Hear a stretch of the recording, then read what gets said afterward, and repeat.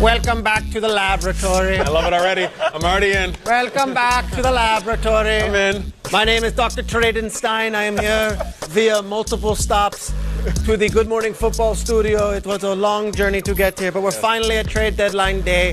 This is my baby, TradeBot 1000. I built her with these two hands and this brain, and together we come together and give you trade scenarios that might or might not happen. Did you bring the TradeBot on the subway, doctor? I did. The F train was none too kind. Sorry you saw all those things this morning. We're talking about the train? Here's the deal. Where's the F train? Here's the deal. It's the last time I have melancholy in my heart. Trade deadline's at 4 o'clock. Let's put up some scenarios, see what you guys think, right. and then also see what she thinks. TradeBot, talk to me. Be gentle, doctor. Now processing. Trade scenario Oh complete. my goodness. Straight up. All right. We've got two Bears fans at the panel. Okay. We've also got a guy who knows a thing or two about quarterback play in Burleson. Bridgewater for Trubisky, straight up. Contract numbers be darned. Does it make sense for either side? Kyle, start us off. Yeah, I mean, it makes sense for Chicago. They quarterback in Bridgewater who hasn't lost in a month, and Trubisky can't put it together. My problem with this, doctor, is I don't like it for New Orleans. Yeah, I don't What think am I so. getting out of this? I'm trading my proven backup for a guy who's, wow. It's the funny thing is, it's the number 2 overall pick, and if New Orleans, I would turn it down. I'm not interested.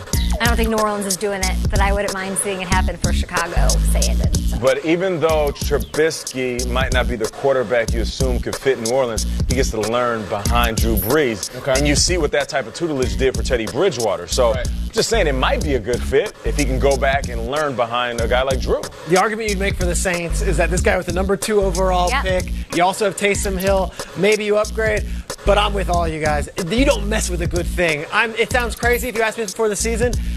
I think he's untouchable when you're talking about trading for this guy. This guy did the job, and if there's any chance they can hoist a Lombardi trophy, you almost owe it to Teddy Bridgewater to keep him there in-house. And just in case Drew Brees does go down, that's your guy. But what does old TradeBot say? Analyze the trade. Where's the accent? What is this? Forgot. Come on, trigger. The best backup in football, Teddy Analyzing Bridgewater. trade. Nice. Oh, denied, yeah. I also think, and no accent, I also think the Bears are very loyal to this guy. They're going to try him I out agree. again this week. I don't think they're ready to give up and say, Uncle, we messed up on this one.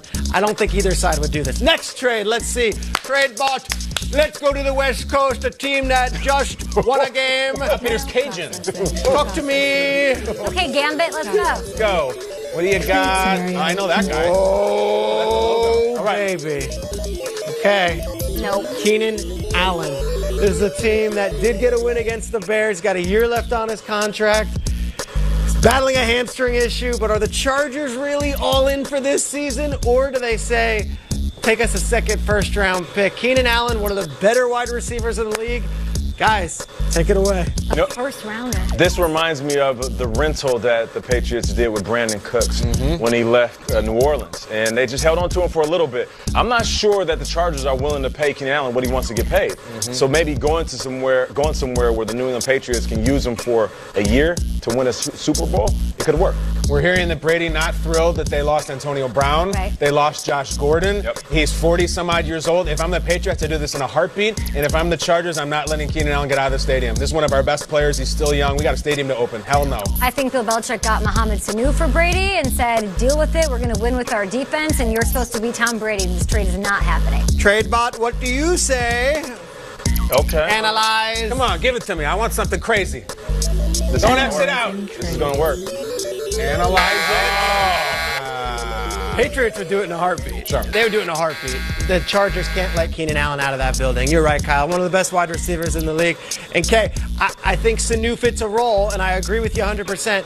They could be buyers still. I just don't know. They're if looking this for somebody? is the guy. Yeah, they might be, but I don't think anyone of this caliber is going to be available. Interesting thing with the Chargers. Had they lost against the Bears and were 2-6, It's a wrap. I think it's a wrap on the season, and maybe Right. now they're very relevant, and that second wild card spot, even if it's not a division title, could still be theirs. Keenan Allen's not going anywhere. All right, should we do another? Yeah, let's do another, of course. Come on. Trade about me up. Let's go. My love, this might be the last time we ever do this. Talk to me.